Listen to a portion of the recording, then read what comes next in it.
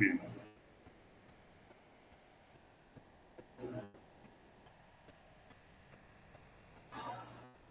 ¿Me platicas si lo logran? Ya hay alguien, ¿verdad? Ah, no sé.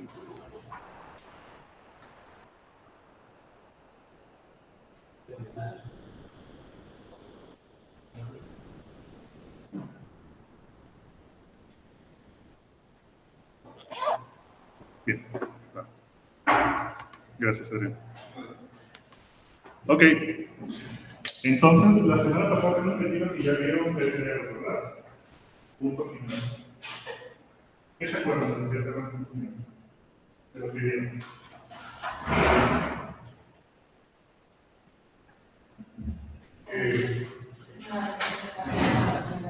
Fraccionamiento de contrasa, bien, ajá. ¿Qué más? Una forma rápida de diagnosticar, ok. ¿Sí? ¿Qué más?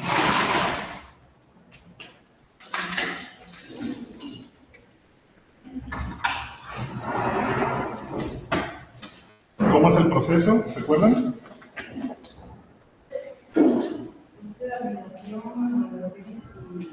¿Otra vez, perdón? ¿No se acuerdan? Alineación. Elongación. Desnaturalización. Bien, ¿qué se hace en la desnaturalización? Se separan las cadenas de adentro. Tengo dos puntas, todo bien, ¿verdad? Aquí. Sí, ok. Entonces la desnaturalización lo que hago es abrirlas, romper esos puentes hidrógenos. Sale completamente. ¿Para qué? Para que en el proceso de eliminación los primers se puedan pegar de un lado y de otro. ¿De qué sentido se unen las cadenas? Hablando de una de humano. ¿De 3' a 5'? De 5' a 3', ¿verdad? Porque es la parte donde se encuentra precisamente el hidroxilo. ¿Sabes? Si recordamos un poquito la estructura de los nucleótidos, tenemos la base nitrogenada de esa sección, tenemos a la pentosa en esta parte. Imagínense que dibujo bonito, ¿vale? Y tenemos el hidroxilo por acá. Y por acá tenemos el grupo fosfato.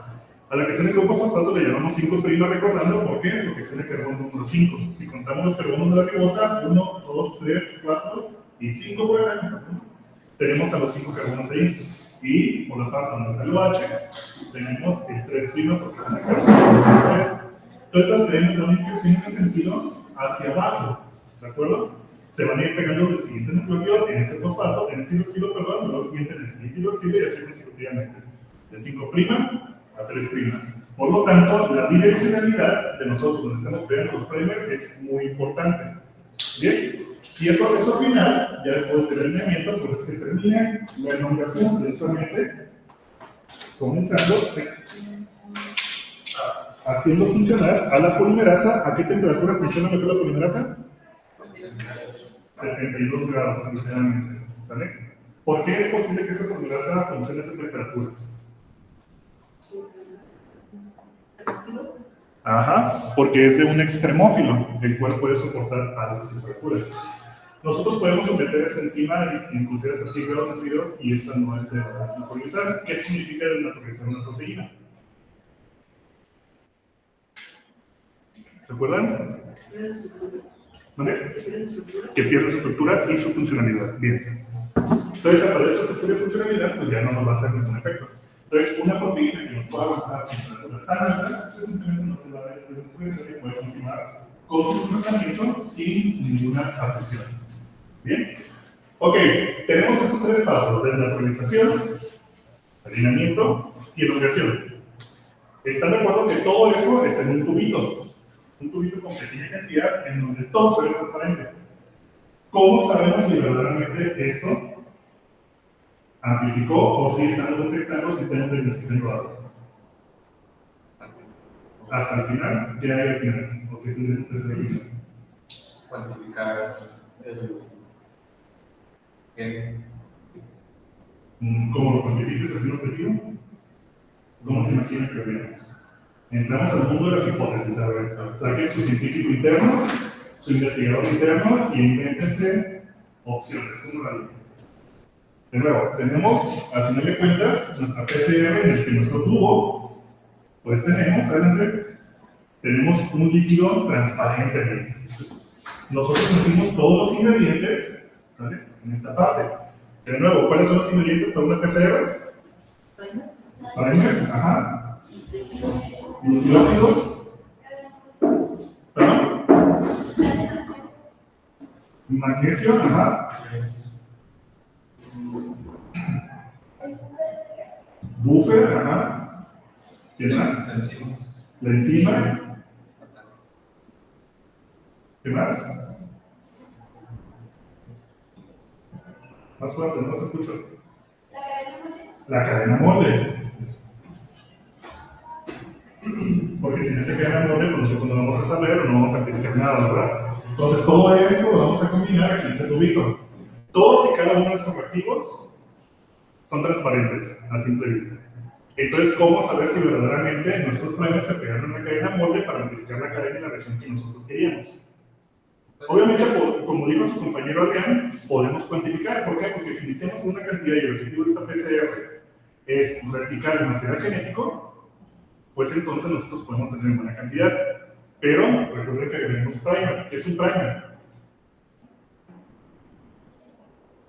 La cadena de ADN. De ADN. Una variante que indica el pulgar sobre la planificar. Exactamente, es una cadena corta de ADN. Y están de acuerdo que todas las cadenas que se van a replicar sobre esa cadena. ¿Sale? Nosotros tenemos 10 primers, por ejemplo. Y sobre esos primers nosotros lo que vamos a hacer es se elonga. Entonces, todos esos primers también son ADN. Entonces, si nosotros cuantificamos al inicio, también vamos a cuantificar esas cadenitas. Y al cuantificar al final, pues vamos a seguir cuantificando esas mismas cadenitas. Probablemente no haya ningún cambio. ¿Vale? Y aunque no hubiera un cambio, ¿cómo sabemos que ese cambio se debe al fragmento que nosotros queremos dirigir en nuestra cadena molde? A lo mejor se pasó algo que fue una reacción cruzada, que por decir una persona que hubiera tenido muy mala suerte, que se haya infectado de influenza y de rinovirus al mismo tiempo. Y resulta que los primers reconocen fracciones similares de ambos virus y amplifican ambos. ¿Cómo sabemos si está infectado uno u otro? ¿Cómo podemos lograrlo? Según yo, para eso son las PCRs en tiempo real que usan una Ajá. sonda que Sí. emite fluorescencia. Una sonda que emite Al fluorescencia, momento que es el tiempo. específicamente en el que se empieza al momento específico en el que el primer sí se une a la cadena, Bien. no antes y después, sino ya que está unida, entonces ahí confirmas que sí está pasando la aniquilación y que sí se va a replicar. Ok, entonces lo que dice su compañera Luna es que a una vez que se están replicando las cadenas, agreguemos un fluoróforo que se une a las cadenas en el momento que estén replicadas, ¿no? ¿Sí entendí bien? Pues, yo me refiero a lo que se hace con las ondas Ah, que esas las trae ya el primer y al momento en el que sí va a ocurrir la reacción, pues emite la fluorescencia. Ok, bien, entonces una alternativa es con una sonda TAC, magnesia a los primers, agregarle un fluoróforo que conforme se vaya replicando, se emite esa fluorescencia. Entre más se replique, más fluorescencia se está detectando. Buena solución, de esa manera podemos nosotros detectarlo. Pero es en tiempo real. Ese es el tiempo Y real. el punto final. El punto final, ¿cómo lo haría? Puede ser igual, o sea, ya al final. ¿Sí? ¿Cómo se llama ese proceso? Electroforesis. Ok. ¿Sale? En el electroforesis lo que nosotros hacemos precisamente, por ejemplo, que lo vamos a ver el siguiente jueves, en un gel de agarrosa, ponemos nuestra muestra y esta va a migrar. Y después le agregamos un fluoróforo, ¿para qué? Para ver si está la máquina que nosotros queremos detectar. Ese es el caso del punto final, pero tomen en cuenta, tenemos que hacer una técnica más, que es la electroforesis. Si a nosotros, o si en algún momento a ustedes les pasa, como a mí me pasa, que me da una tremenda flojera hacer electroforesis, ¿por qué? Porque es preparar los geles y todo eso, me da mucha pereza preparar los geles. Entonces, la alternativa que podemos tener nosotros es precisamente hacerle modificaciones a la PCR. ¿Para qué? Para que en el momento en que esté procesando la PCR, nosotros estemos obteniendo resultados una vez. En este caso, una de las alternativas es PCR en tiempo real. ¿Sale? ¿Qué significa tiempo real? Que en la realidad estamos viendo en el mero tiempo cómo se va multiplicando. ¿Vale? Esa es la sencilla razón. Bien, entonces hay muchas maneras que nosotros podemos hacer esas PCRs en tiempo real. En ese recordatorio les decía la PCR. Todos tienen bien claro entonces cómo se hace la PCR, ¿verdad? Porque de ahí vamos a partir las diferenciaciones o los diferentes tipos de PCRs, que hay muchísimas que nosotros podemos utilizar o muchas variantes que nosotros podemos hacer para una PCR. ¿De acuerdo? ¿Se puede ver así como un resumencito rápido de... Un resumencito rápido, claro que sí. Aquí es como el efecto final o el procedimiento general de una PCR, ¿sale? Recuerden que nosotros tenemos una cadena. Yo te tomé a ti. ¿Por qué? Porque llegaste enferma, hablando de una enfermedad infecciosa, por ejemplo. No sé lo que estás enferma, de acuerdo a tus médicos, podría ser que es influenza. ¿Por qué? Porque los síntomas se parecen, todo pareciera, toda la clínica parece que estás infectada con influenza. Bien, entonces se toma una muestra y esa muestra lo que voy a hacer es, te voy a poner la nariz, te voy a poner células que estén por ahí en esta sección y me voy a traer células tuyas que estén infectadas y que no estén infectadas por algún tipo de virus. Entonces vamos a intentar detectar ese virus, ¿de acuerdo? Hacemos primero un proceso de extracción de ácidos nucleicos, me traigo todos los ácidos nucleicos que pueden ser en esa muestra, y una vez ya tener la muestra como tal, va a ser mi cadena mole, ¿sabes? De nuevo, voy a tener un montón de combinaciones de una gran cantidad de material genético, tanto de su compañera, como de bacterias, como de hongos, como de virus, etcétera, etcétera, etcétera. Voy a tener toda la microbiota que se encuentra en su nariz, ¿sale? Pero esa es una cadena de material genético, otra y otra, ¿sale? Tenemos varias cadenas. Sin embargo, yo quiero detectar a ver si por ahí está presente el virus de la influenza, ¿sale? De entre todo ese material genético que yo tengo que detectar, voy a utilizar algo que se llaman oligonucleótidos, o cebadores, o iniciadores, o primers, como los conozcan, ¿de acuerdo? ¿Qué es lo que me van a hacer esto? Me van a indicar dónde comenzar la PCR. ¿Por qué? Porque la polimerasa será muy efectiva replicando el material genético, pero si es lo que no puede hacer, es empezar ella solita a sintetizar ADN. Esta polimerasa que nosotros vamos a utilizar no puede agarrar el nucleótido y pegarlos. Necesita una base.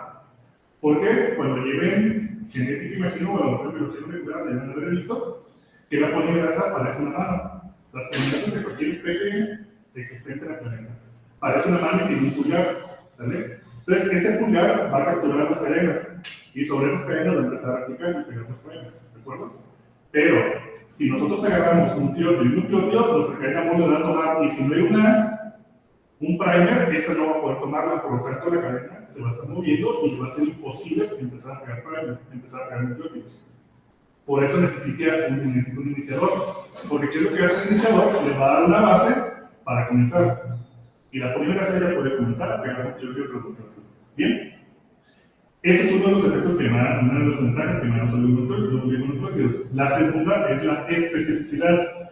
Al ser nosotros seres vivientes codificados en el material genético, tenemos diferentes secuencias de nucleótidos que nos van a dar nuestras características especiales. ¿Sale? Eso incluye a todos los agentes patógenos, a todos los agentes no patógenos, inclusive a nosotros, para poder detectar reacciones específicas o regiones específicas, perdón. Entonces, los primers lo que nosotros pueden hacer, o lo que vamos a hacer, es precisamente vamos a detectar qué secuencia de nucleótidos tiene esto. Nosotros no vamos a tener jamás en la vida esa secuencia pegada, realmente me lo estoy inventando eso. Nosotros no vamos a tener la secuencia. ¿Quién sí lo va a tener? El virus de la influenza. ¿Cómo la va a tener? En su cadena va a tener codificada la cadena complementaria. ¿Vale? Entonces, ese primer se va a pegar precisamente en la región, pudiéndonos detectar ese virus. ¿De acuerdo? ¿Y cuál es ese procedimiento? Como bien dijimos, primer paso, desnaturalización. Nuestros ADN están pegados mediante puentes de hidrógenos. Los puentes de hidrógeno no son más que fuerzas electrostáticas que nos van a mantener unidos a ciertas moléculas. ¿Sale? Esos puentes de hidrógenos se pueden generar gracias a la interacción de moléculas de átomos que tengan una gran diferencia de permeabilidad, como el oxígeno con el hidrógeno, el en flúor, en hidrógeno, en nitrógeno, en hidrógeno, ¿sale?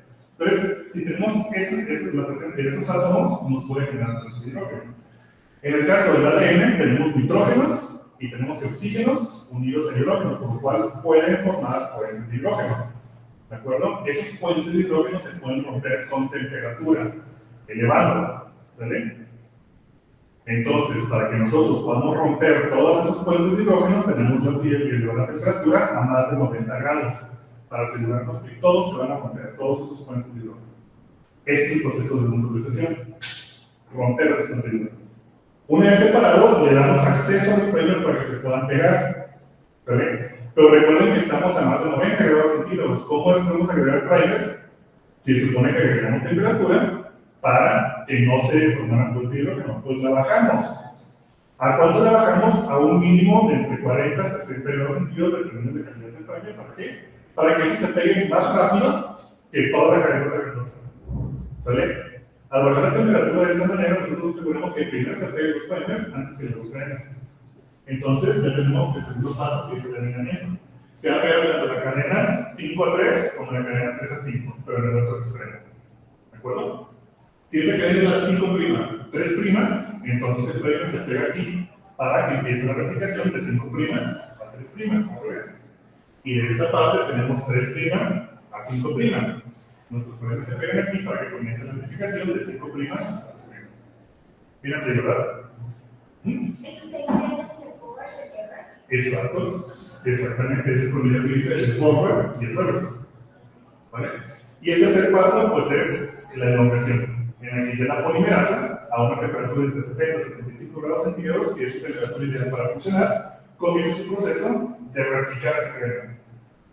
Y ahora sí ya tenemos dos copias. Comenzamos con una, y ya tenemos dos copias. Y eso es un ciclo de elevar temperatura, bajarla y tenerla en esa forma. Al hacerlo consecutivamente, vamos a tener una gran cantidad de copias de manera exponencial. Empezamos con una, en el segundo ciclo tenemos dos, después 4, 8, 16, 32, 64, y así todos consecutivamente se tener millones de copias. Bien, ese es el fundamento general de la PCR. ¿Queda súper claro, chicos? ¿Sí? Perfecto. Entonces, ahora sí, modificaciones. Bueno, aquí tenemos como un repaso de los ingredientes que tiene la PCR. Recordemos el molde, los primers, enzima, los cofactores como es el magnesio, los LTPs y el termostador, que es el equipo donde vamos a llevar a cabo nuestra reacción. Y nuestra polimerasa, pues, va a ser el proceso de crear un nucleótido tras otro nucleótido. Bien. Y por supuesto, pues ya tenemos a nuestros nucleótidos desoxidados, por supuesto. En la posición número 2 no tenemos ese oxígeno para que no se nos vaya a degradar posteriormente. Y pues esos son los tiempos de temperatura de neutralización, alineamiento de extensión y cómo vamos a ir aplicando en nuestros termocicladores. Esos son dos ejemplos de termocicladores.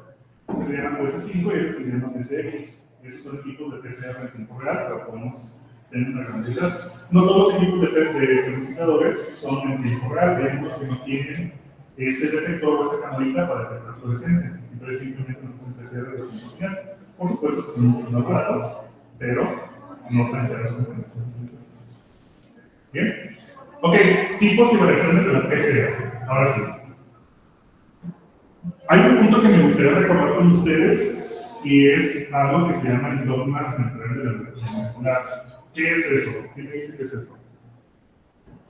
Es como el modelo que indica que a partir de ADN puedes realizar una transcripción para pasar a una RNA. Ajá. Y de ahí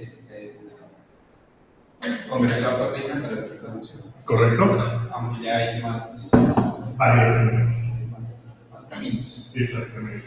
Entonces, antes de los años 50, se pensaba que el flujo de información genética era ADN, ARN, proteína, y que eso se aplicaba a todos los seres vivos. ¿Vale? Hay excepciones, como por ejemplo, había virus que tenían ARN, por lo tanto, esos directamente de ARN pasaban a proteína. ¿De acuerdo? Y a lo mejor esos también entre ellos se pueden autorreplicar, posiblemente. No fue hasta los años 50 que precisamente el Dr. Howard Fleming publicó un artículo en el cual detectó precisamente a un virus súper extraño, en el que si nosotros pensábamos que nosotros no solamente el flujo de información de ARN proteínas, resulta que este virus era el ARN que pasaba su información genética de ARN a ADN. Hoy en día esos libros los hacemos como recorridos. ¿De acuerdo? Esos pueden ir de ARN hacia ADN y a partir de ahí nosotros podemos avanzar el flujo de la información. Por lo tanto, se reestructuró este dogma central de la biología molecular por Francis Crick, un artículo publicado en 1970, pero esa hipótesis se dio en la mecánica en 1958. Es un artículo cortito, muy bonito, por si alguno se quiere entrar a leer, la verdad son 3 páginas nada más, pero está muy contundente y está muy, muy padre. Entonces, ya actualmente conocemos el dogma de la biología molecular, es correcto, podemos pasar información de ADN a ARN en sentido positivo y a proteína. Normal, nosotros lo hacemos todo el tiempo. Sin embargo, hay sus acepciones, como pueden ser, o sus excepciones, perdón, en los cuales el ADN se puede replicar a sí mismo. Esa información que está en el ADN, podemos generar otro ADN. Este RNA, por supuesto, también puede copiarse en el RNA en sentido negativo, y este RNA en sentido negativo puede copiarse en el RNA en sentido positivo. ¿Saben? Y que también este RNA puede utilizarse como molde para sintetizar ADN. ¿De acuerdo? Entonces, ese es el dogma que tenemos ahorita. ¿Vale? Y es la manera, hasta ahorita no hemos descubierto, no se ha detectado que de partir de proteínas se pueden sintetizar ni ARN ni ADN. ¿Vale? Hasta el momento. Que existan, no sabemos. Pero hasta el momento no se ha detectado nada similar.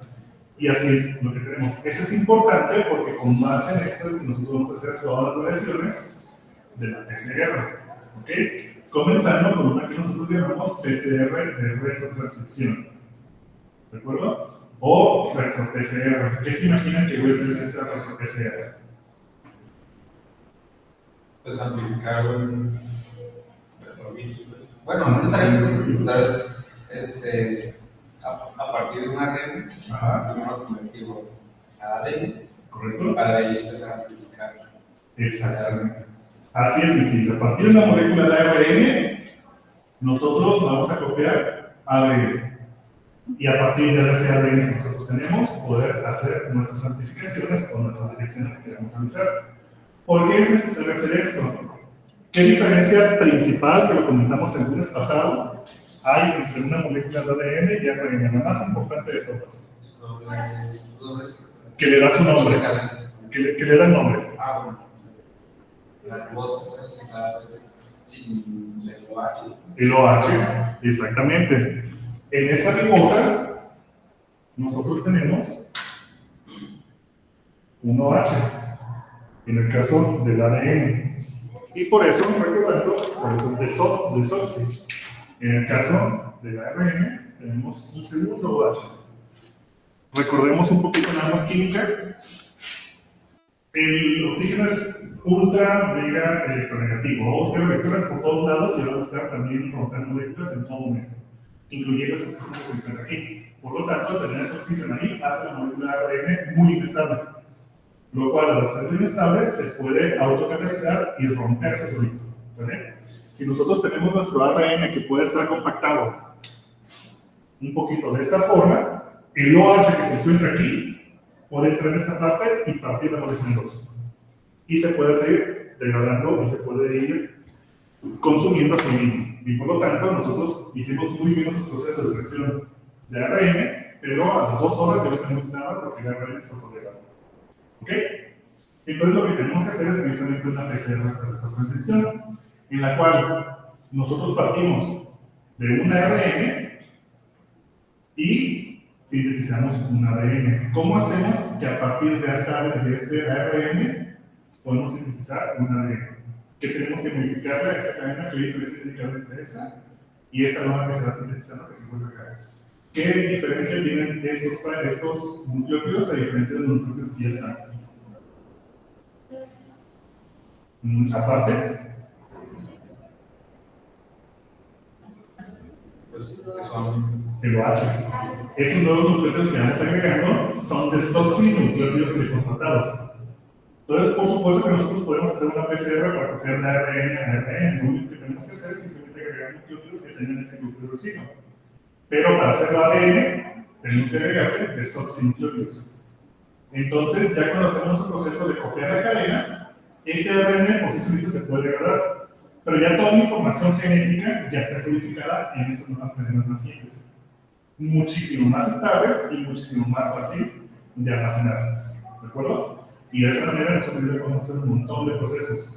Y lo que incluye someterlos a una PCR común y corriente para detectar que nosotros queramos.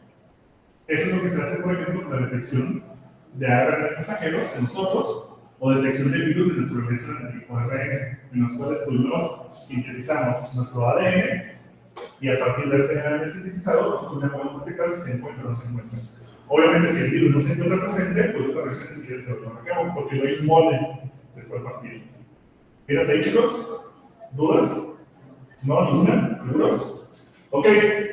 Entonces, recordando un poquito nada más cómo está estructurado un ARN mensajero, los que ya llevan biología molecular, los que ya llevan biología molecular, podemos recordar que nuestro ARN mensajero es aquel que se produce a partir del corte de nuestro ADN por una RNA polimerasa dentro de una célula cariotal o una célula nuclear.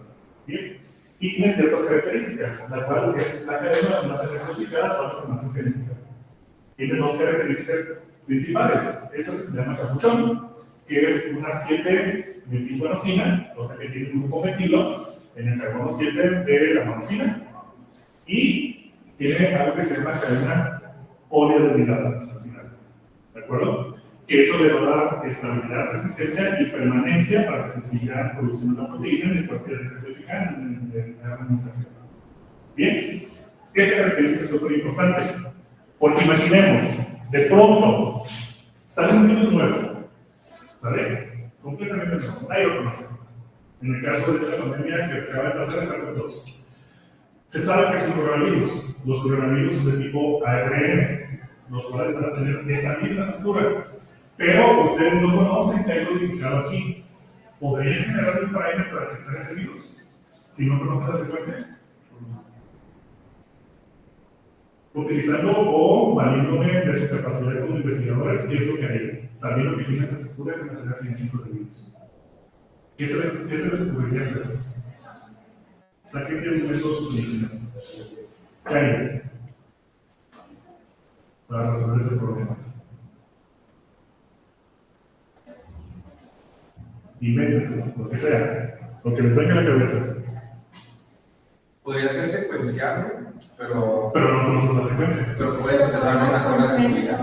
Una que esté conservada en todos los desarrollos. No Pero imaginemos que ni siquiera se hace coronavirus. Solamente que es de ARN. Empiezas desde el ¿Qué es? Pues no sé, un cerrador de curas divinas, tal vez. Exactamente. El cerrador de puras divinas. ¿Por qué? Porque ya sabemos que este material genético va a tener puras adivinas. Entonces, ¿qué es lo que haces? Pues agregas un cebador que tenga puras divinas y sí o sí se va a pegar aquí. Y a partir de eso ya puedo copiar toda la cadena. ¿Sale? ¿Sí se entiende el razonamiento de esto, chicos? Es un acercamiento que nosotros podemos realizar o que podemos hacer para hacer una PCR de reconstrucción. ¿Y cómo discriminan el que está buscando a Genmatic? Porque todo No lo hace. también tiene. No lo vas a identificar absolutamente todo. Pero recuerden, este proceso es simplemente para mantener el ARN estable o tener codificado hasta que crece el material genético. Ya cuando lo quieres detectar, ahora sí utilizas otro tipo de planes para mantener esas secciones. Hay un que se puede hacer con el segundo acercamiento. ¿Sale? Hay algo que se llama primers al azar. ¿Sale? O también se les llaman oligonucleótidos hexámeros. ¿Qué significa eso? Que nosotros vamos a tener un montón de combinaciones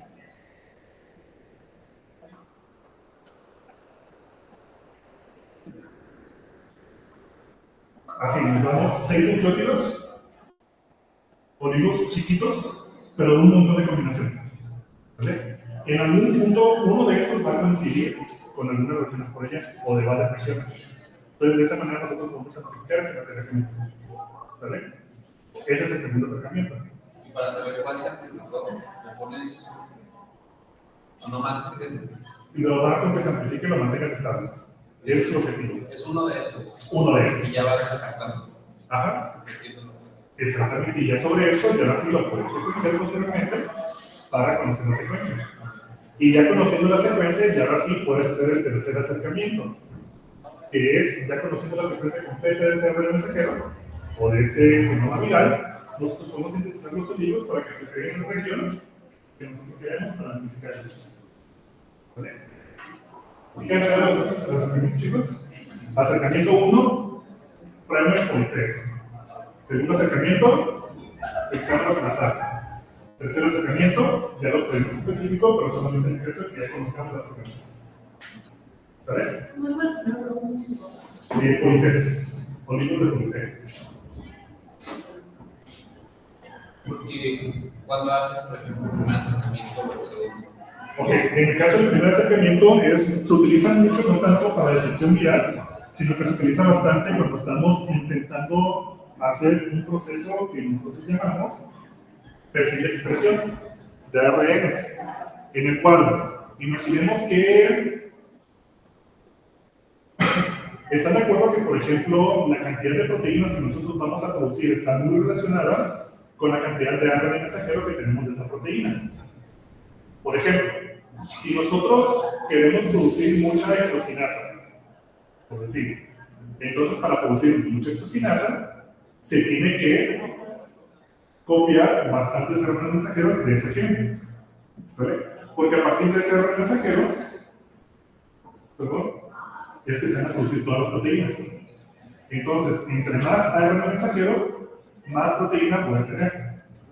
Pero obviamente cuando estamos hablando de una célula no estamos hablando de un solo gen, estamos hablando de una gran cantidad de combinaciones de genes.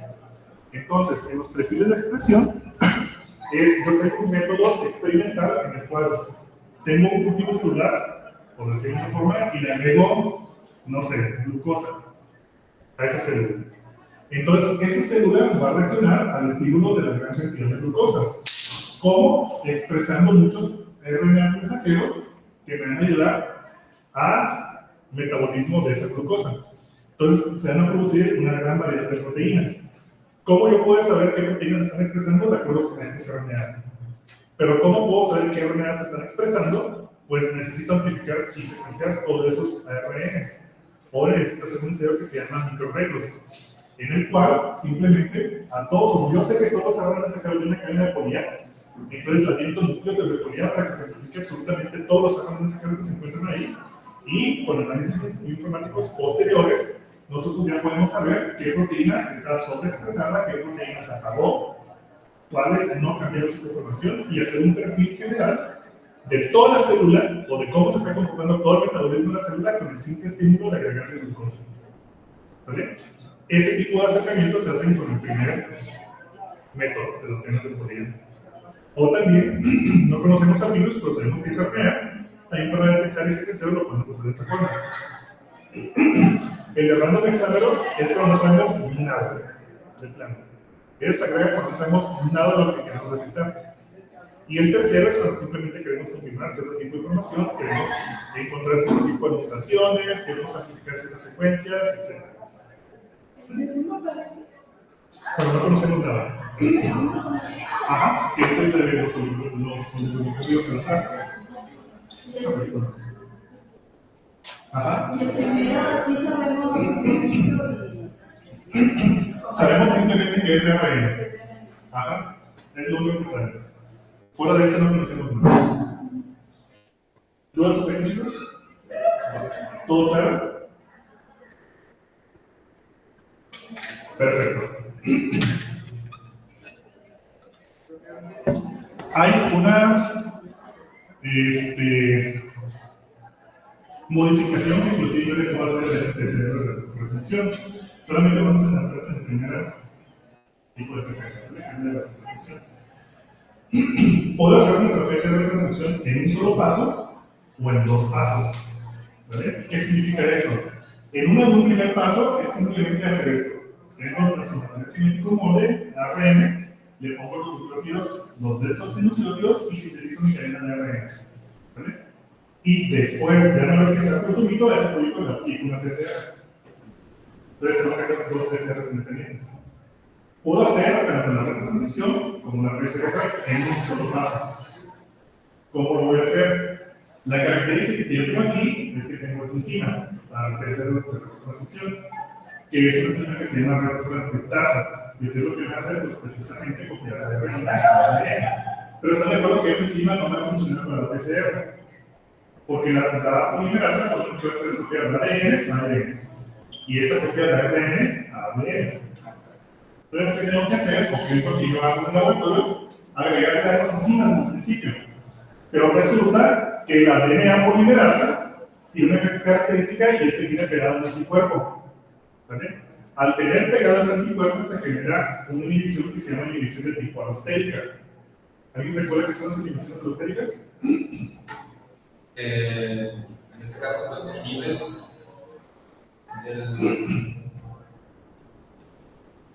inhibes la región que activa el sitio alostérico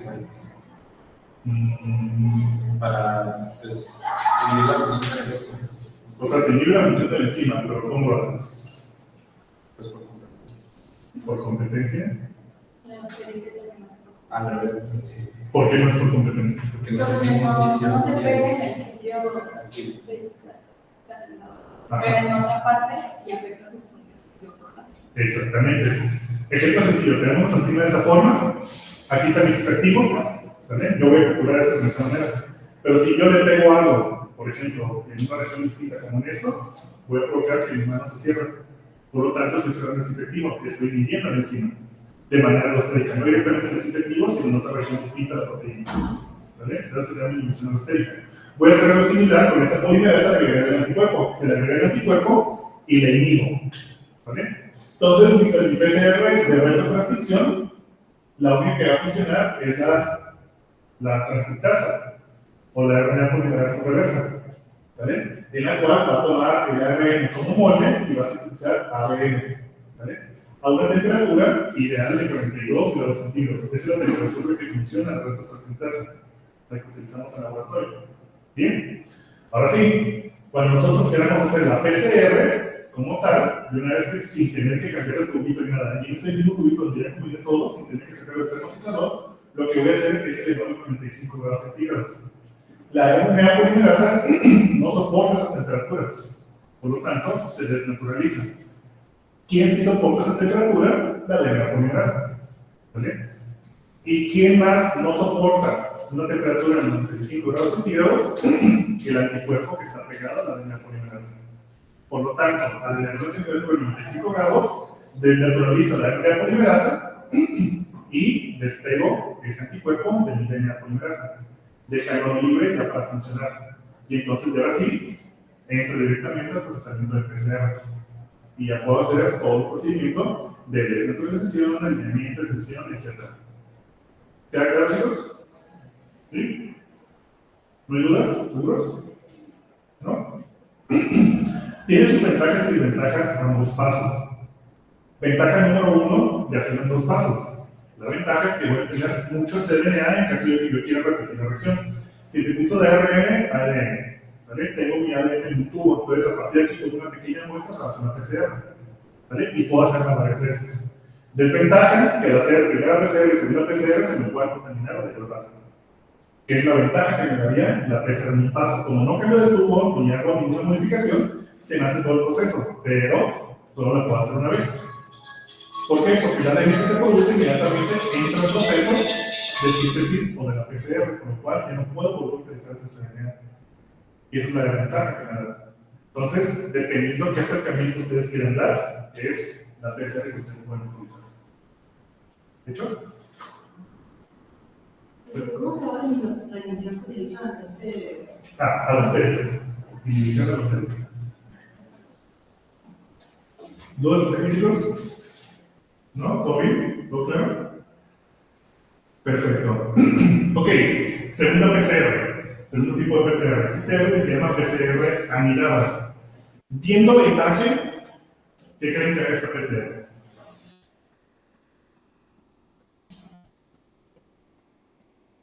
Solamente viendo la imagen. Aviéntense sus hipótesis. Saquen su instinto de investigador, ¿vale?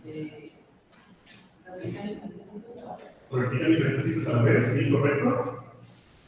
¿Qué hacen? ¿Qué dice aquí? ¿En estándar? Externos. ¿Y estos?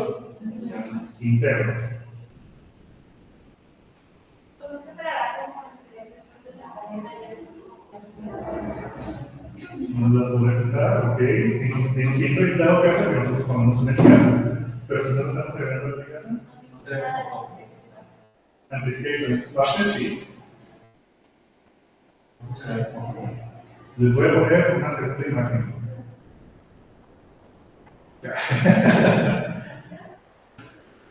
Ok, tenemos una cadena molde. ¿Sale? Esa es nuestra cadena con la que vamos a comenzar. Resulta que yo voy a agregar unos oligonucleótidos, los externos, ¿sale? En una primera PCR. Luego resulta que tengo un material genético al que todavía no tengo una región súper conservada, que va bastante. Mis primers no son tan eficientes. Por lo tanto, se pueden pegar en esta región, pero resulta que también tiene una afinidad mínima, pero tiene alguna afinidad por otras regiones no deseadas. Y yo no quiero que me amplifique, pero casi me amplificar. ¿Vale? Entonces, esa PCR, pues sí, me amplificó la primera versión de la cadena que yo busco, que es esa, pero de ahí me va a generar amplificaciones no deseadas. ¿Vale? ¿Qué es lo que yo tengo que hacer para aumentar la efectividad y la especificidad de esa PCR? Hacer una segunda PCR con unos segundos tubos de primers. Pero esos segundos tubos de primers están de acuerdo que no se pueden pegar aquí mismo porque no va a ser eficiente la reacción. Entonces se tienen que pegar un poquito más adentro. ¿Vale? Por eso se le llaman primers internos. Y de esa manera, como esos primers ya no se van a pegar aquí, en las amplificaciones no deseadas, solamente me va a amplificar la región que yo deseo. Y de esa manera yo hago mucho más específico en mi PCR. O sea, hago dos PCRs. Una con un juego de primers y una segunda PCR con otro juego de primers. Juego de primers. Inclusive la puedo hacer PCR, la puedo combinar. Si en caso de que yo tenga un virus, puedo hacer la retrotranscripción con la primera PCR y después la segunda PCR, que es un proceso que dura todo el día, era un mínimo.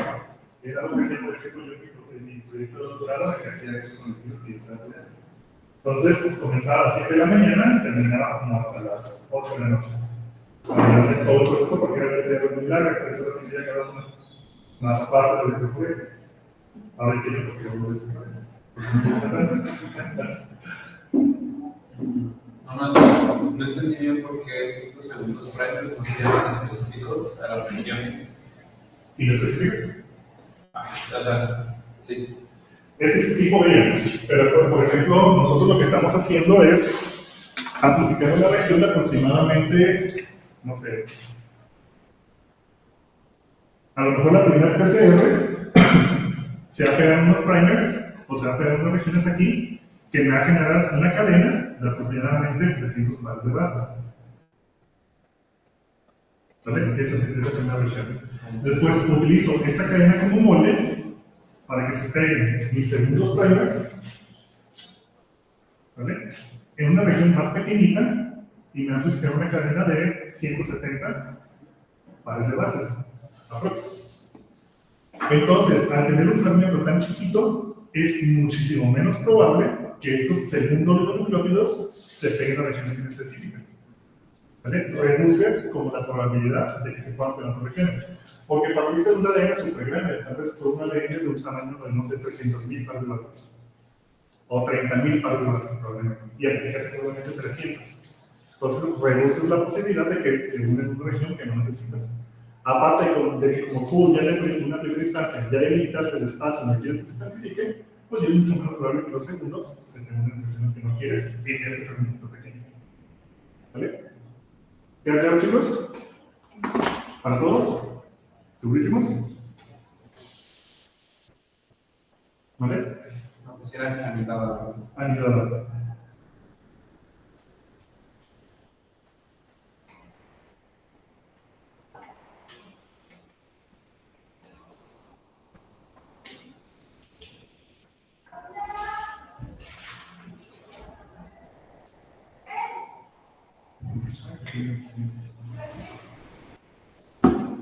Ok, pues esa es la famosa PCR anidada. Se utilizan más o menos, pues todo depende del enfoque. Donde sí no se utiliza es el diagnóstico. Porque imagínense tratar todo un día para poder hacer el diagnóstico, no es eficiente.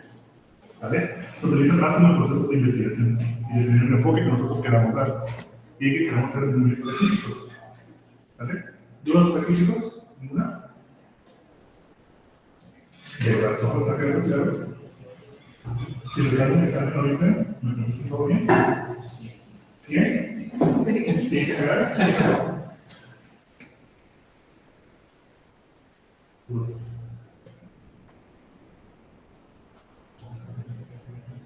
debe quedar de como que sí tengo dudas.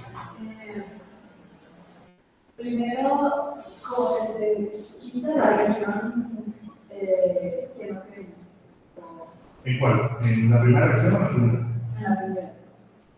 En la primera reacción lo que sucede es que, imaginen un ejemplo, podría ser, imagina que CUPS es una de, ¿vale? Y por ejemplo, esa CUPS buscan los estudiantes de medicina, ¿vale? Entonces tú buscas a esos estudiantes de medicina por afinidad, tú vienes del blanco, probablemente los estudiantes de medicina también vienen del blanco. Entonces tú ves grupos de personas que están de blanco y te vas con ellos, pero resulta que tenemos la condición bien de blanco. Entonces tú empiezas a capturar cierto tipo de personas que vienen con traje blanco. Entonces, dentro de ese grupo de personas, te puedes ver tanto enfermeros, tanto médicos como nutriólogos. Y entonces, de 20,000 estudiantes, nos lo dicen también 300 estudiantes nada más, donde viene una combinación de 280 estudiantes de medicina y 20 que se reparten entre nutrición y enfermería, y que están en el grupo. ¿Sale? Esa es la primer PCR, dice como un primer muestreo. Entonces quita parte de lo que no tenemos. Quita como el resto, pero aún así sigue siendo una específica, porque te trajiste 20 que no correspondían a ciencias de medicina. Entonces, viene una segunda persona, viene, no sé, ella, ¿cómo te llamas? Cori. Corina, ok. Viene Corina, y Corina resulta que ella ya va en el séptimo semestre de alguna carrera de aquí de curso, entonces ya ella sabe identificar perfectamente a las personas de medicina, a los estudiantes. Entonces, en ese segundo muestreo, ella se identifica, ¿sabes qué? Estos 20 no pertenecen. Y se quedó únicamente con los estudiantes de medicina, fue mucho más específico en el proceso. ¿Vale? Pero a partir de una muestra tan muy pequeña. Algo similar se les apreciabilidad de la organización con una de grandote, en donde unos países están buscando una región específica que está de aquí, pero resulta que estos pueden fallar. No únicamente se van a pegar por la región que tú quieres, te pueden pegar en regiones no deseadas. Por ejemplo, ese fragmento. Ese fragmento no deseado te va a generar ese fragmento de aquí. ¿Vale? Entonces vas a tener en esa PCR, en el resultado de esa PCR, vas a tener dos fragmentos, el que tú quieres y el que no quieres. Entonces, por eso haces una segunda PCR. ¿Por qué? Porque ya eliminar el área que grandosa, quedarte solamente con estas dos cadenas, el segundo juego de premes se va a pegar únicamente aquí. Y resulta que este segundo juego de premes, si se pega dentro de la cadena, ya no tiene necesidad de las regiones acá. Por lo tanto, a ese lo tengo que ignorar por completo. Y el ignorarlo por completo únicamente se pega en esas regiones que tienen un elemento muchísimo más específico. ¿Vale? ¿Sí? ¿Alguna duda, chicos? ¿No? Lleguen los dos PCRs fáciles. Lleguen otras. ¿Seguro que no hay dudas? Que de hecho es más fácil cuando hacemos el laboratorio, no que es así de complicado. Mucho más sencillo de Las lo que. prácticas van a ser esta semana, Sí, empieza mañana. pero antes si no puedo venir a las prácticas. Ahí sí no sé. Dijo que iba a dar actividad. ¿Iba a haber actividades? Ok. ¿Dónde van a ser las prácticas? Va a ser en el laboratorio de odontología, de investigación de odontología que está en la tercera planta, en el edificio 6. Yo creo que vamos a mandar un proyecto para que lo sepan muy bien. Entonces, la próxima semana todavía hay clases. Creo que ya se casi se van, porque ya puedes ver perforesis y esa semana son las prácticas también. Y creo que ya no solamente las perforesis, sí va a haber. Pero hay que preguntar bien para ver si información se te da en esta semana. Ok, ahora sí, PCR en tiempo real. Salud. ¿Qué saben de la PCR en tiempo real? Ya nos comentó una, por ejemplo, que ya conoce la zona Steinman. ¿Vale? ¿Qué más conocen de la PCR en tiempo real? ¿O qué han escuchado?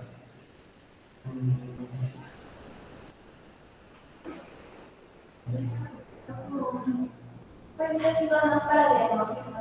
Una investigación y están como más cortas de tiempo también. Correcto. Son como las más fáciles de realizar. Correcto. Nos ahorran mucho tiempo, las veces en tiempo real, se utilizan más el diagnóstico para hacer resultados más certeros y mucho más rápidos. Pero son más caras también por las ondas que se utilizan. Y por el tipo de equipo también que se tiene que utilizar, que es un termociclador de tiempo real, que tiene precisamente los canales de presión más amarillos. Que eso nos aumenta mucho costo. Pero bueno, vamos a fundamento de cómo es esta PCR. Nosotros cuando hablamos de PCR de tiempo real, tenemos una gran variedad de tipos de PCR. ¿Vale? Les vamos a mandar al ratito un artículo donde precisamente vienen todas las versiones de las PCRs en tiempo real para que lo chequen. Hay unas más usadas que otras. Por ejemplo, yo les podría decir que casi un 90% se utiliza, bueno, un 80% la gente utiliza sondas Diamond en el laboratorio, un 10% utiliza directamente por fluoróforos y un 10% se reparten entre todas las diferentes metodologías de PCR en tiempo real. Pero para que los conozcan un poquito, existe una PCR que se llama, bueno, comencemos con la PCR en tiempo real más sencilla, que es la de por unión de fluoróforos, como para no confundir mucho.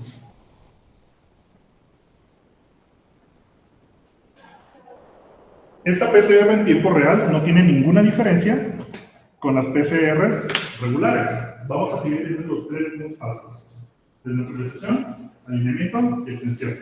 No va a variar, ¿ok? Mismos tres pasos de fundamento.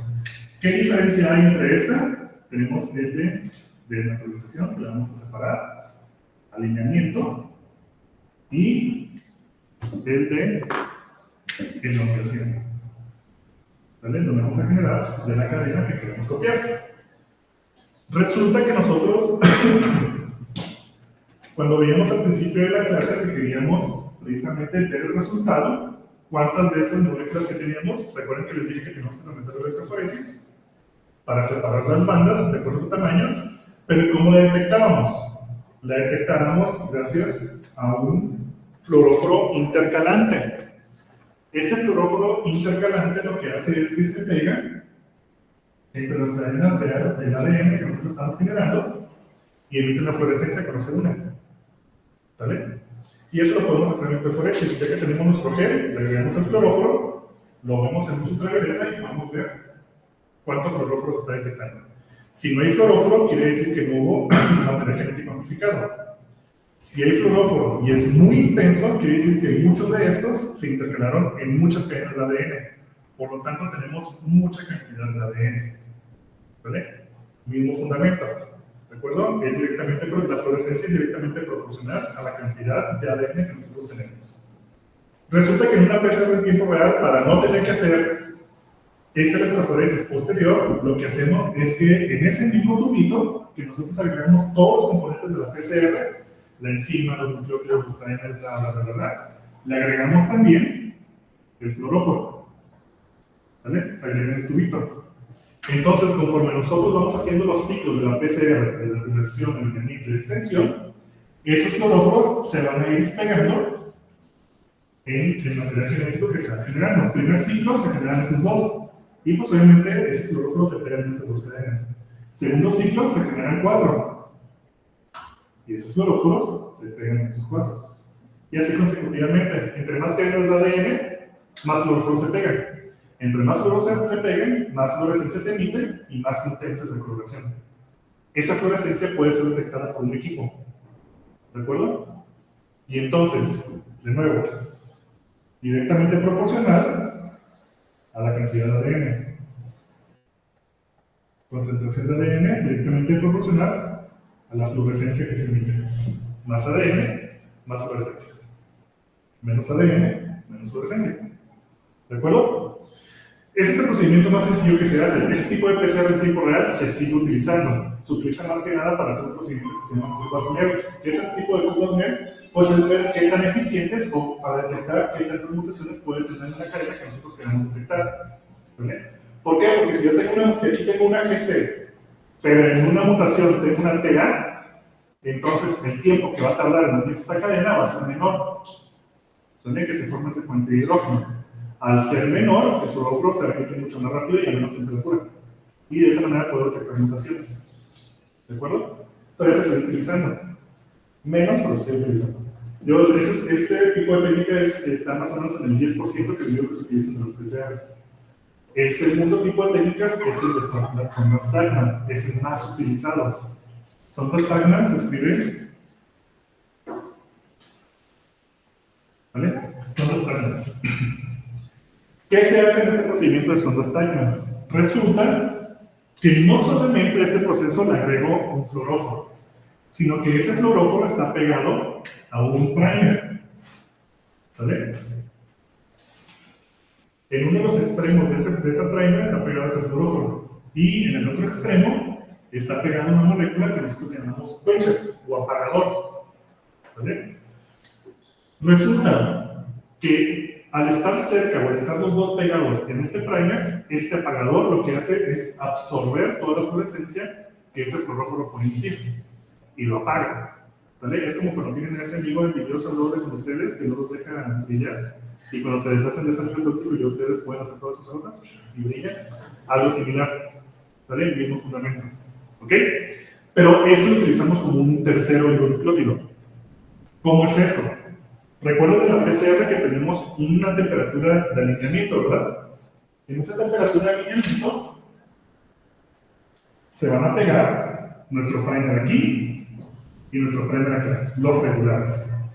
Pero resulta que este tercer primer se puede pegar en una sección, por ejemplo, de aquí en medio, donde tiene el fluoróforo y tiene el quencher, ¿vale? Es un tercer primer. Entonces, en esa PCR, el tiempo real de sondas Tagman utilizó 3 oligos. 2 oligos que me van a delimitar la región y el oligo reportero. Pero entonces, les acabo de decir que este y este están pegados en el primer y que este lo está pagando. Entonces, ¿yo cómo le voy a ayudar al fluoróforo a separarse del quencher? Resulta que nuestra famosísima enzima, la polimerasa, no solamente pega el nucleótido tras nucleótido, o no solamente su función es amplificar la cadena. Resulta que tiene una función de corrección, ¿sale? Y a esa función de corrección se le llama función catalítica de exonucleasa. ¿Qué significa eso? Que va a romper nucleótidos que se puedan encontrar en los extremos de una cadena de ADN. Una exonucleasa lo que hace es que llega a esta región y puede empezar a degradar la cadena con un nucleótido tras nucleótido. Una endonucleasa es que puede romper la cadena desde el centro o desde adentro de la cadena. ¿Vale? La exonucleasa solamente los extremos, la endonucleasa desde dentro. Entonces, la polimerasa, cuando va amplificando esta región, llega a este tercer primer y dice, ah, qué caray, yo estoy amplificando esta cadena, ¿cómo es que está ese primer ahí pegado? Entonces, lo que va a hacer, gracias a sus funciones nucleares, va a hacer 2 funciones al mismo tiempo. Mientras construye la cadena, va a llegar aquí y va a empezar a degradar a ese primer que tenemos. ¿Y qué pasa si se degrada? Pues ahora sí, eso. ¿Vale? ¿Está con el fluoróforo apagado? O sea, como que se debe. No sé, ejemplo. Imagínate que, por ejemplo, tú vas caminando por tu pulmón y llego yo y te lo quito el pulmón. Pues se va a alejar de ti probablemente el pulmón, ¿no? Y ya va a estar como en el medio. Va a suceder exactamente lo mismo. Esta rompe la cadena, el quencher, se va a alejar del fluoróforo, va a llegar hasta este punto en el que también ese fluoróforo se va a separar del primer. Entonces el fluoróforo va a quedar lejos del quencher. Al quedar lejos del quencher, emite la fluorescencia. Y ya no hay un apagador que lo esté apagando. ¿Sale? Entonces, en cada ciclo, yo estoy amplificando esa cadena y estoy degradando sondas. ¿De acuerdo? Pero esta solamente se va a degradar siempre y cuando esté en complementariedad con la cadena que estamos buscando. Si no hay complementariedad, no se pega. ¿Vale? Entonces, una vez que se pega, amplifica, la degrada y se libera el fluoróforo y emite la fluorescencia. ¿Vale? ¿Queda claro, chicos? Entonces tendrías que poner una cantidad. ¿Cómo se les conoce? Sondas. Una cantidad de sondas igual a la cantidad De primers. de de amplificaciones que esperas. Sí, tienes que tenerlas suficientes en cantidad para que te pueda alcanzar con ese tipo de procesamientos. Que ya más o menos se tiene como las estandarizaciones y por eso lo ideal es que uno cuantifique el material genético antes de someterlo a PCR, para que sepas a partir de cuánto material genético comenzaste y que sepas afinar la cantidad de reactivo que tú estás agregando. Suele no hacerse, pero sería el procesamiento ideal que uno tendría que hacer. Pero sí, existen una gran cantidad suficiente como para que alcance a detectar todas las modificaciones que están ahí. Obviamente no necesitas que te identifique absolutamente todo. ¿Por qué? Porque cuando vemos lo de la interpretación de resultados, hay un punto de corte. Entonces, si pasas el punto de corte, quiere decir que ya está el material genético, ya no necesitas más. Entonces, ese tipo de PCR se requiere más como para ver, ¿está o no está presente? Y eso lo calculas a partir de cuándo pasa ese umbral de detección. Porque sí, a pesar de que este fluoróforo está con ese secuencia, eso no significa que absorba el 100% de su fluorescencia. Puede emitirse, por ejemplo, un 5% y eso se genera ruido. Entonces, si tú te basas en la detección de acuerdo a ese ruido, vas a hacer interpretaciones erróneas. Entonces, tienes que esperarte ciertos ciclos para que pase ese umbral.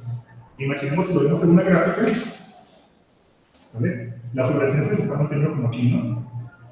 De acuerdo al número de ciclos que tú puedes replicar. Ciclo 1, 2, 3, 4, hasta 45, ciclo 45. Y siempre se va a estar emitiendo cierto ruido de fluorescencia. Pero llega un ciclo en el que el tipo de fluorescencia es tanto que ya pasas umbral y ya tú la puedes detectar. Entonces, a partir de aquí, nosotros le llamamos el valor de corte, o el threshold, que le llaman, o el umbral, en el cual, en este punto ya puedo decir, esa es una amplificación real, esa es una fluorescencia real.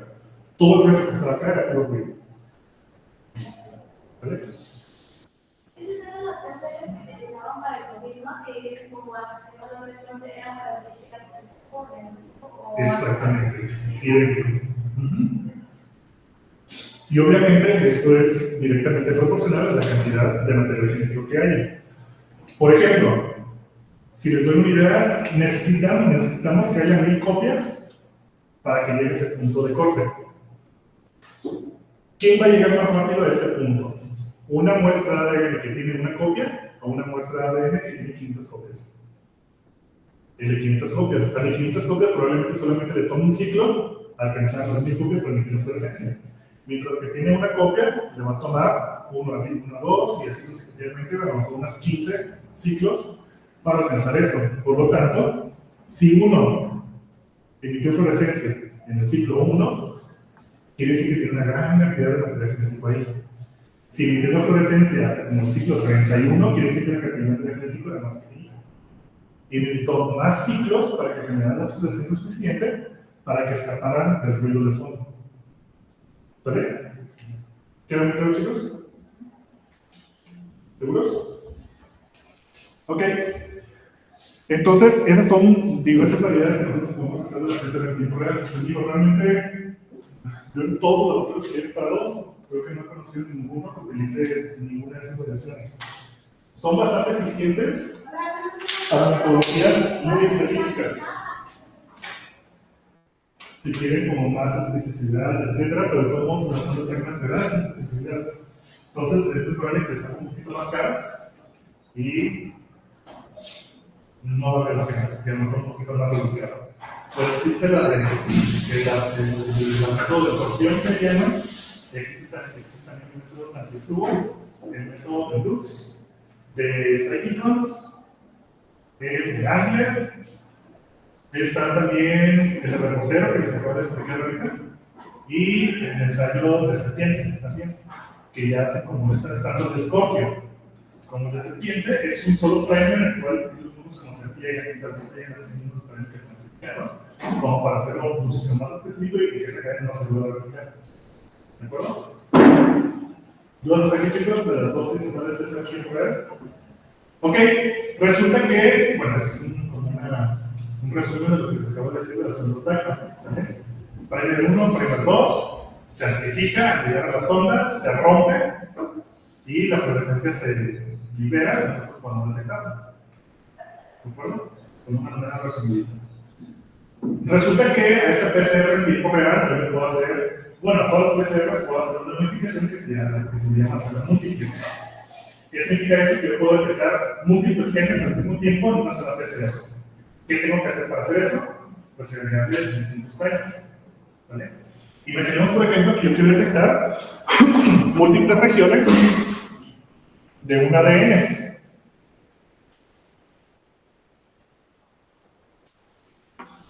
Lo que yo tengo que hacer entonces, si mi ADN es súper largo y quiero detectar varias regiones, pues entonces diseño un oligo para que se pegue aquí, en forma de reverse, y me genere ese fragmento, genero otro que se pegue como en esa región y me genere este otro fragmento, y pego otros por acá para que me genere ese otro fragmento. Y de esta manera lo hago muy específico al que yo estoy buscando.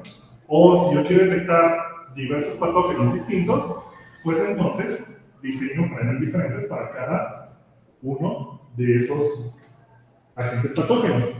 Un juego de frames que se van a pegar exclusivamente a este patógeno, otro juego de frames distintos que se peguen a este patógeno en específico y otro juego de frames que se peguen en ese patógeno específico.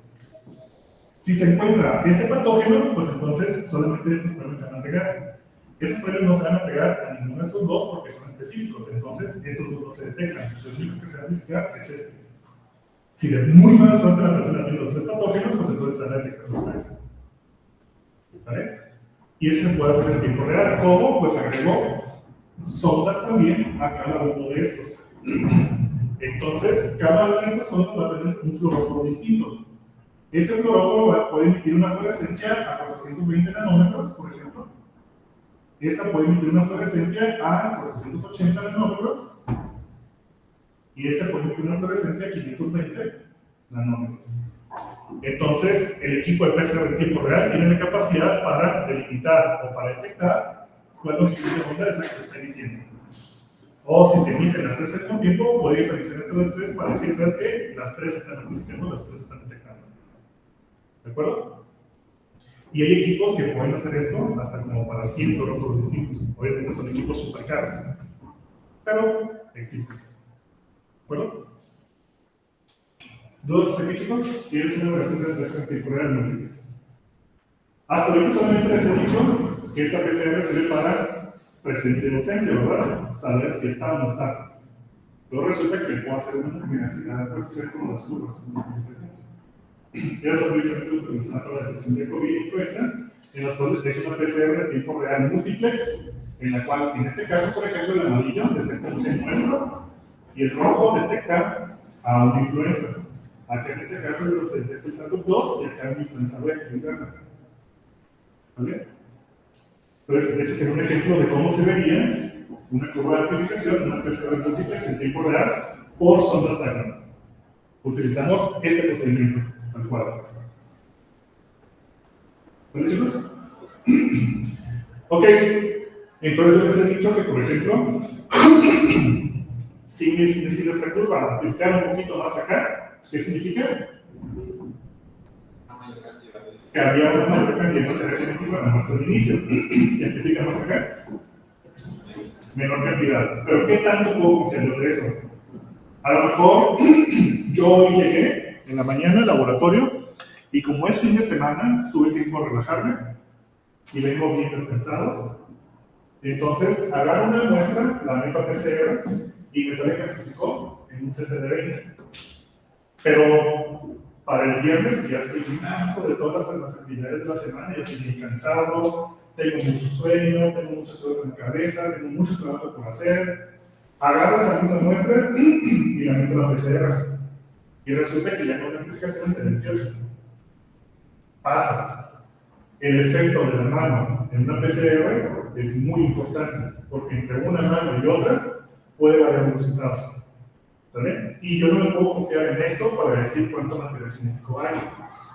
¿Qué tengo que hacer? Pues agregar una curva estándar para verdaderamente yo poder cuantificar el material genético que yo tengo ahí. ¿Vale? ¿Conocen el proceso estadístico de regresión lineal? ¿Qué pueden decir de eso? Regresión lineal. A palabras sencillas. Se intenta colocar, o sea, ¿cómo decir?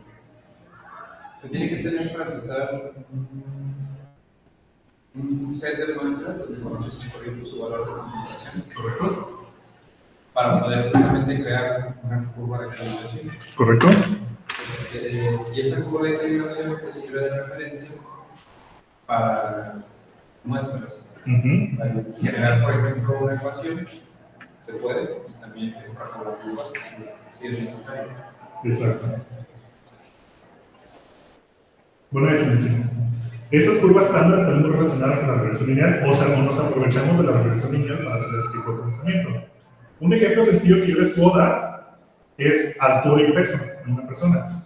Si yo grafico, por ejemplo, la altura de la persona aquí y una persona que mide 1,50 y otra persona que mide 1,80, ¿quién va a pesar más?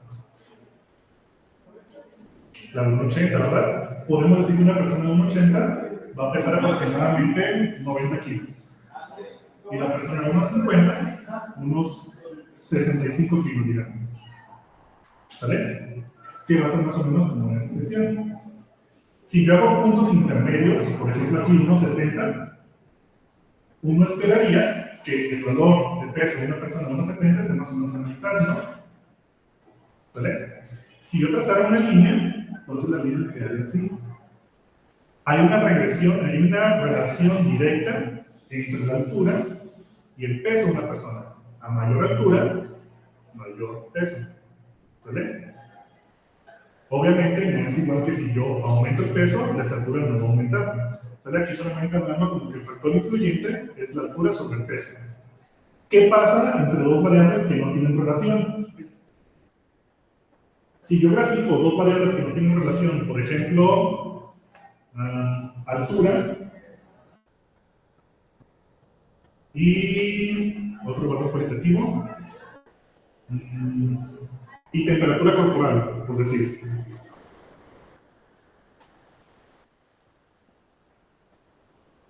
¿Vale? Altura y temperatura corporal. Pues entonces si yo tengo diferentes medidas aquí de personas que van desde 1,50 hasta 1,90, pues obviamente esos valores me van a dar muy distintos, ¿no? ¿Están de acuerdo que aquí no tengo ninguna linealidad? Me puede dar como así o cómo lo puedo graficar esto, entre este y este no existe relación. Entonces yo no puedo establecer una relación entre esta variable y esta variable. Mismo fundamento para la PCR en tiempo real. Entre qué y qué, de lo que hemos visto hasta ahorita, hay relación en la PCR en tiempo real. Fluorescencia y cantidad de ADN. Entonces, ¿de qué depende mi cantidad de ADN? No, o sea, hablando de la pura PCR, ¿qué es lo que va a afectar a mi cantidad, a la cantidad que yo tenga de ADN? Los ciclos de amplificación. A mayor ciclos de amplificación, uno esperaría mayor cantidad de ADN. A mayor cantidad de ADN, mayor fluorescencia. ¿Sale? Entonces aquí tengo ciclo 1, 2, 3, 4, 5, 6, 7, hasta 45. Entonces, a mayor ciclos, mayor ADN y mayor fluorescencia. ¿Sale? Resulta que yo tengo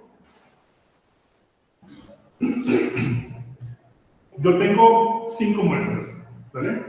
Como esta que están aquí. 1, 2, 3, 4. Esas 4 muestras están ahí. Yo sé que la muestra número 1 tiene 10 moléculas de ADN. La muestra 1, 2, 3 y 4. Yo sé que la segunda muestra tiene 100 copias. Sé que la tercera muestra tiene 1000 copias. Y sé que la cuarta muestra tiene 10.000 copias. Para esto, pues obviamente pasaron por un proceso exhaustivo de purificación por procedimientos de HPLC, por ejemplo, para saber y tener la cantidad exacta de ese material genético. Este tipo de estándares, este tipo de moléculas son carísimas. Acabo de utilizar una, por ejemplo, para dengue, y un fragmento chiquito de control positivo para codificación de dengue cuesta 40,000 pesos. Entonces son carísimas esas cosas. Entonces, para atender esa cantidad, pues sí es bastante caro. Pero yo ya sé qué cantidad tengo. Resulta que estas muestras yo las someto a PCR. ¿Cuál de estas 4 se va a detectar fluorescencia más pronto? La cuarta, ¿no? Por ejemplo, podría ser que nosotros estemos detectando la fluorescencia en el ciclo número 15. con una fluorescencia más o menos por aquí, ¿vale? Y conforme vayamos aumentando, se van detectando las otras también, 3 y 4. Y yo puedo establecer la relación que a mayor cantidad, una fluorescencia más rápida yo la puedo detectar, ¿de acuerdo? Y puedo establecer una correlación entre esas dos.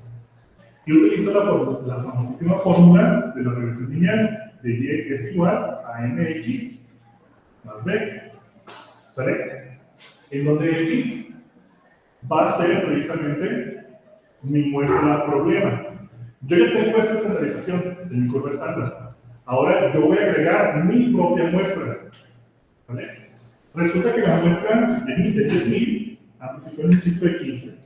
La de 1000 amplificó en el ciclo 18, la de 10.000 en el ciclo 21 y la de 10, la de 100, perdón, y la de 10 amplificó en el ciclo 23, ¿sale? Entonces se aplicaron de esa manera, ¿no? Y resulta que mi muestra que yo metí en esa PCR, la que yo no conozco cuánta cantidad de material genético tiene, yo la agregué y me dio, me aplicó en un ciclo de 20 aproximadamente.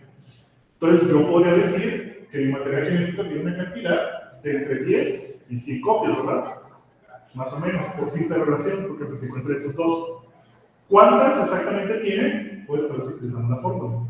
¿Sale? El valor de CT que yo tengo aquí es el valor que yo voy a escribir en esa ecuación. ¿De dónde saco los otros dos valores? Este valor precisamente es la intersección, que le llaman una gráfica de regresión, en Y. Dependiendo de la cantidad de Y que yo tenga, de aquí, ese valor que me debe dar de X. ¿Vale? Es esta intersección. Entonces, este valor que yo tenga en la gráfica de Y sería este. Mientras que M sería la pendiente. ¿Sale? La relación que haya de cambio entre este punto y este punto. ¿Cuánto varía entre aquí y aquí? ¿Vale? Esa sería la pendiente de la M.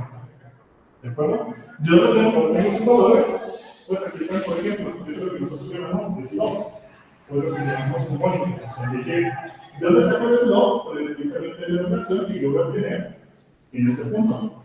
¿Vale? ¿Cuánto va a variar mi pendiente? ¿Vale? Y mi valor de intersección, pues es el valor que yo estoy intentando determinar.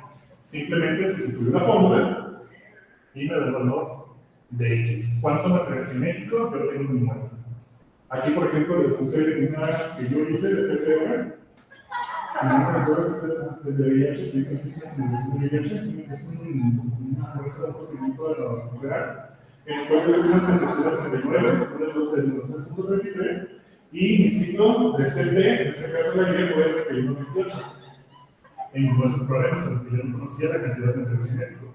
Yo he conocido de estos, la de 10, la de 36, la de 131, la de 28 y la de 1025.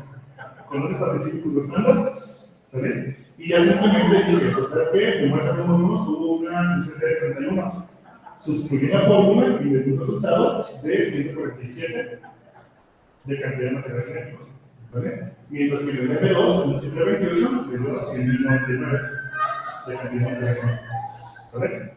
Y ese material lo puedo cualificar en el material genético de nuestro programa. ¿Sí? Cuando estás en como protocolo de investigación con estos valores, con estos valores, ¿sí es como la escala que se para todos el protocolo? ¿O hay diferentes, como en mi caso, que tienes una escala lineal de procesos? Es que resulta que de hecho se había dicho que el humor de la persona que hace la PCR varía. En cada PCR que yo meta, tengo que meter también esas cuatro muestras. Porque pon tú que el día de hoy, yo procesé esta de 10 y me dio 136. Pero el día de mañana, a lo mejor metí un poquito más frío, se me calentó de más o algo pasó, pero ahora me da en 34.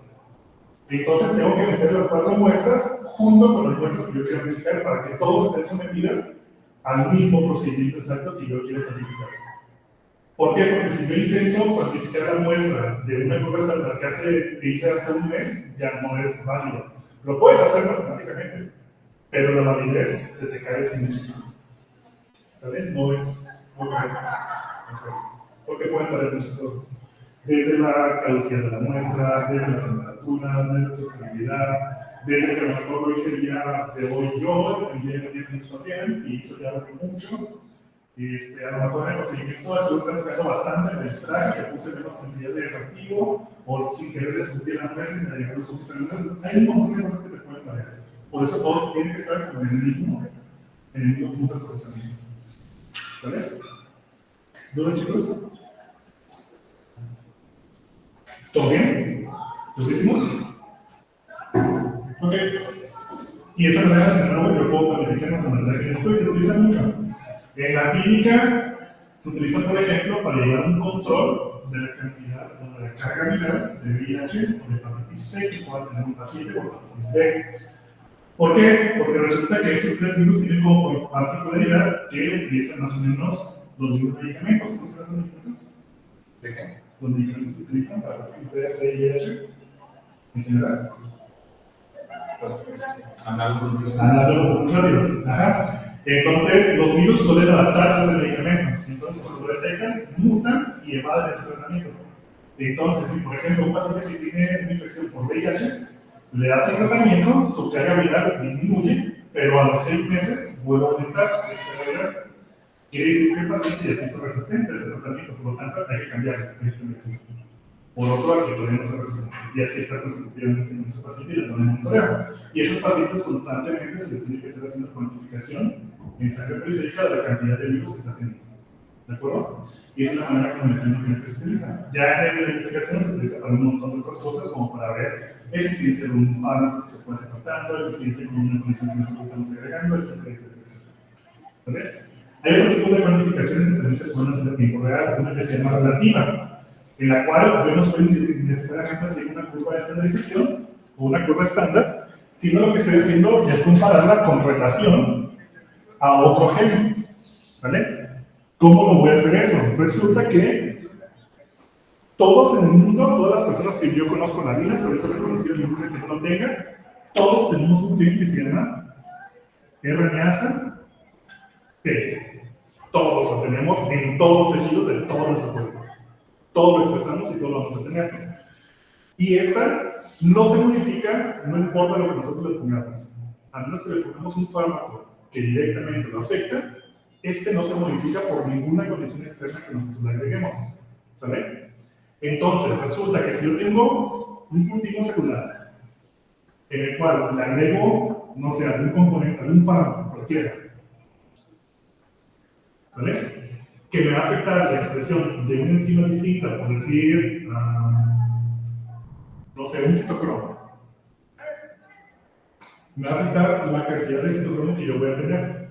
Pero me quiero asegurar de que ese fármaco solamente me afecte el citocromo y no me esté afectando toda la funcionalidad de la célula. ¿Cómo voy a saber si ese fármaco me afecta toda la célula? Es se va a ver afectado. ¿Sale? Si solamente la única que se afecta es esta, quiere decir que el fármaco está siendo muy específico con esto. Entonces se llama cuantificación relativa. ¿Por qué? Porque yo voy a sacar un índice de la cantidad de citocromo que yo tenga con la cantidad de RNasa P que yo estoy detectando. Y se hace un índice simplemente. ¿Vale? Un índice de cambio. Si por ejemplo en una muestra que no le agregué el fármaco sale de 2, el índice, quiere decir que yo tenía el doble de cantidad de este en comparación con este. Pero después de agregar el fármaco, yo lo tengo a 1 y 1, me va a salir un índice, de 1. Quiere decir que se afectó la cantidad de este que yo tengo, ¿verdad? Disminuyó su cantidad. Si en contrario aumentó a 4, quiere decir que el citocromo aumentó su cantidad de comparación con este. Y de esa manera yo puedo, entre comillas, cuantificar, porque eso se llama cuantificación relativa. Y lo hago con la PCR también en tiempo real. ¿De acuerdo? ¿Sí queda claro, chicos? Bien. Y este tipo de cuantificaciones se utiliza mucho cuando somos pobres y no tenemos para comprar el ADN así que tenemos la cantidad. Funciona bien y es aceptable matemáticamente, y es útil. Pero este es muy útil siempre y cuando tengan los recursos para comprar los estándares. Si no, pues no. Hay que buscar alternativas. Ok, otra de ellas es la PCR para la secuenciación por sangre, que esta se le llama hemisecuenciación, hemi-PCR, o PCR en partes. ¿Por qué? Porque resulta que a esta PCR le da una modificación, que es agregarle un didesoxinnucleótido. ¿Qué significa eso? A la PCR normal le agrego desoxinnucleótidos. Y a esa le agrego didesoxinnucleótidos. Didesoxin. Tiene dos, se le retiran los dos. Evita la acumulación. Evita la acumulación de la carne. Las tres son correctas. Le quito el oxígeno, le quito el hidroxilo para que evitar la elongación de la cadena. ¿Vale? ¿Por qué? Porque si yo tengo mi mimosa en esa sección, recordemos aquí cuando amplifico un desoxinnucleótido normal, tengo este OH. En el didesoxi se lo quito. ¿Y qué hago? Evitar que se creciendo la cadena. Pero si se supone que la PCR es para amplificar la cadena, entonces ¿para qué hago eso? Por eso, la secuencial. Exactamente. Ese es un método que se utiliza para secuenciar. En este caso lo que hago es utilizar 4 tubitos. En el tubo número 1 agrego todos los nucleótidos normales. ¿Sale? Adenina, guanina, timina y citosina. Los 4 desoxinnucleótidos normalitos. Pero agrego el quinto nucleótido, que es un didesoxi, solamente ese tubo, pero un didesoxi de CTP. En el segundo tubo agrego un didesoxi de GTP. En el tercer tubo agrego un didesoxi de GTP, de timina. Y en el cuarto agrego un didesoxi de ATP. ¿Qué es lo que va a suceder, por ejemplo, en este tubo? Lo que puede suceder es que cuando llegue a la amplificación de ADN, que toque poner una citosina, hay de dos sopas, que pongo un nucleótido normal o que pongo un nucleótido didesoxidado. ¿Qué significa que agregar un didesoxidado? Quiere decir que la cadena, como se va amplificando, se va a detener y ya no va a tener oportunidad de crecer. ¿Vale? Lo mismo va a pasar con este y con este. ¿De acuerdo? Entonces, yo me vez que procesé los 4 cadenas, los 4 tubitos, voy a tener un resultado similar a esto. ¿Vale?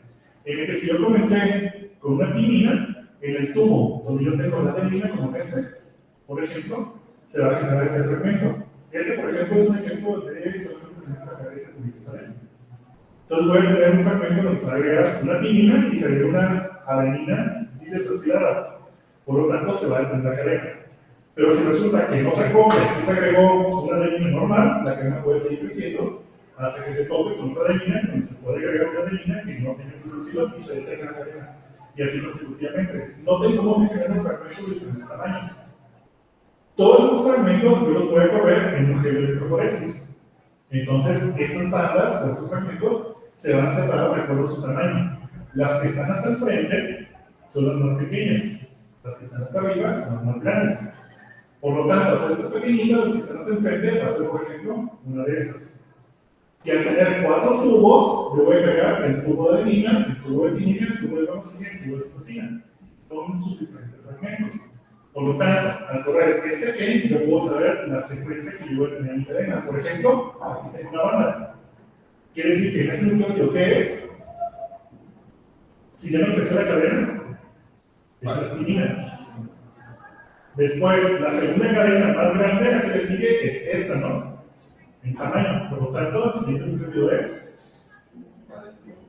una adenina. ¿Sale? El tercera banda más grande es este.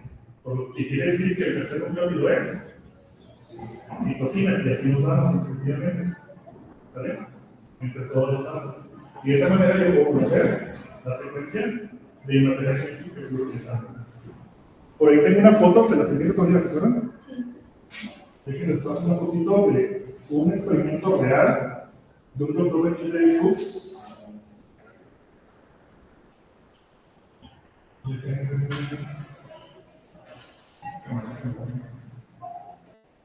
Obviamente ese tipo de tecnologías no se utilizan. Ya se utilizan para capilares, que es mucho más fácil, utilizan fluoróforos para detectar ese tipo de objetos. Y es muchísimo más fácil de análisis. Este es un experimento real. Entonces se vería un gel hecho como de esta forma. Pero a poco sí es una base más cada vez. Sí. ¿Tanto cambia eso? Es que son geles de notas. No creas que son chiquitos, son geles de notas, como un metro de grado. Entonces le das el tiempo suficiente para que se separen todas las bandas. Entonces, al par del tiempo suficiente para que se separen las bandas, puedes tener hasta de 1 o 2 años de casa.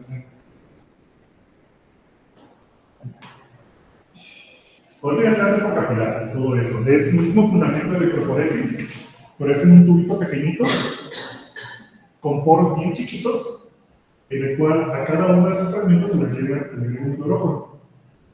Entonces, todo esto pasa a través del capilar y te genera los diferentes fragmentitos, dependiendo, obviamente va a mirar igual, por tamaño. El que está al frente es el menor tamaño, y así consecutivamente. Entonces, cuando pasa por aquí, por un detector, se emite la fluorescencia que se detecta. Entonces, ese es el que está al frente. Cada vez se agrega Un fluorófono distinto. Ajá. es lo que se ve así. Es eso que dicen aquí. Así es como se ve, se llaman electrofonogramas. Las que están en negro son taminas, las que están en verde son adeninas, en rojo son timinas y en azul son citocinas. Y ese sigue siendo el mismo principio. Mismo Exactamente. principio. Se agregan las direcciones. Sí, mismo principio. Obviamente es para la secuenciación por sangre. Ahorita, por ejemplo, hay tecnologías de secuenciación masiva que pues ya tienen mucho problema, muchísimo más caro, pero te da fragmentos mucho más grandes y mucho más grandes. Entonces era Sí, tal cual. O sea, te ibas como de base en base como para ver las secuenciaciones. Sí, pero estoy hablando que, por ejemplo, ese experimento, según me dijo el doctor que lo hizo como en el 98. Más o menos, en 1998. Pero lo que fue mi doctora de tesis de licenciatura, ella hizo su tesis con la doctora Lascano en UNAM, y ella hacía ese tipo de procedimientos, y lo hizo como en 2003, 2004, más o menos. Entonces, como hasta el 2000, tal vez como 2006, 2007, ya se empezó a... O sea, ese tipo de tecnologías ya automatizadas se crearon a partir de la secuenciación del proyecto de genoma humano, que fue cuando se empezaron a variar con todas esas estrategias para hacerlo mucho más rápido. Y por eso precisamente tardaron tan secuenciar en ese tiempo de genoma humano. Empezó en el 91, un primer bosquejo se lanzó en el 2001, la final se lanzó en 2003, y ya final fue en el 2021. Pero ya para el 2021 se utilizaron técnicas de secuenciación de nueva generación. Que ya ahorita, por ejemplo, hay un tiempo récord de secuenciación de un genoma completo humano de 40 minutos. Desde que se tomó la muestra del paciente, desde que se secuenció y desde que se analizó todos los datos. Tardaron como 40 minutos. Pero ya estamos en tecnologías top. ¿Sabe? ¿Sabe? Pues es que ya, no, pero ya llevo. Ah, sí. Sí, sí. Tienes que Una regla. Sí, según lo que me comenta ese doctor, es que lo hacen entre dos personas. Uno iba así y va a ir una más. Entonces, salva. Y cada línea es una semilla. Ajá, exacto. Pero tranquilo, no sé esto. Bueno, si quieren, pueden pasar por pura experiencia. Yo tengo la duda de hacer una de esas niñas, pero ya no conozco a nadie que lo haga. Todo lo hace con estos electrofonogramas. Entonces, ya mucho más simple. Electrofonogramas. O cromatogramas. ¿Sale? ¿Dudas específicos? ¿No? Bien. Entonces, por último, hay una variación de la PCR que se llama PCR digital, que es una modificación de la PCR para que en la cual está bastante bonito. En esto lo que se hace es, en un tubito pongo todos mis reactivos, todos mis DMPs, bla, y todo eso. Y resulta que los paso a través de un capilar. Y al pasar por ese capilar, los saturo de aceite o de grasita. Entonces, al saturarlo de aceite, lo que hago es generar pequeñas bolitas. Entonces, cada que pasa material genético por ese capilar, se captura en una bolita de aceite, y entonces en esa bolita, como esa que está aquí, queda cierta cantidad de material genético y combinación también de todos los reactivos, enzimas, DNP y todo eso. Entonces, lo que hago con esto es tener muchas bolitas donde se van a hacer un montón de PCRs al mismo tiempo, en diferentes cantidades de material genético, depende de cómo se trabe. pero hay que hacerlo bien para que quede más o menos la misma cantidad. Se somete al mismo procedimiento de naturalización, de enviamiento y extensión, pero todas las PCRs se van a estar haciendo múltiples veces. En lugar de hacerlo todo en un solo tubito, a partir de un tubito puedo hacer un montón de PCRs. Y obviamente le agrego fluoróforos. ¿Para qué? Para que en cada bolita de aceite se emita fluorescencia. Entonces voy a tener un montón de